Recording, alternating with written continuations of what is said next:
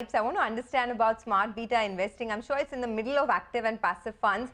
But just to revisit the advantages of index funds, low cost structure because there's no fund manager in the middle, there's no big research team, so the cost is very low. There is also individual stock and sector restrictions don't apply on index funds. You're basically just mimicking the entire index. Complexity of the scheme size and continuous EPFO flows, and of course there's no investing bias. Alright, so we've established what the advantages are. But what are the disadvantages, Mohit, of investing in an index fund versus an active mutual fund or a plain vanilla mutual fund? Sonia, I'll just add one more point out there. So I think whatever you've highlighted is absolutely relevant. But the biggest point about index funds is not just cost. It is also that consistently no active fund manager, especially in the large cap space in India, has been able to beat index. And consistently is the operating word out here. You will find every quarter a new fund, a new active fund manager who's the winner.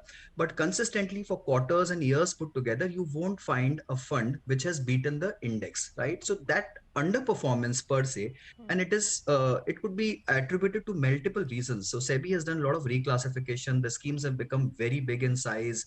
There is a lot of EPFO money which is coming in, which is driving the index based stocks further up. So it's becoming very, very tough for active managers to beat. On the disadvantages side, India is still an evolving market. The indices are not so well defined, and there are not so many criterias on which you find multiple indices. Only the broader indices are very well defined, which is Nifty and Sensex. But other than that, there are liquidity issues.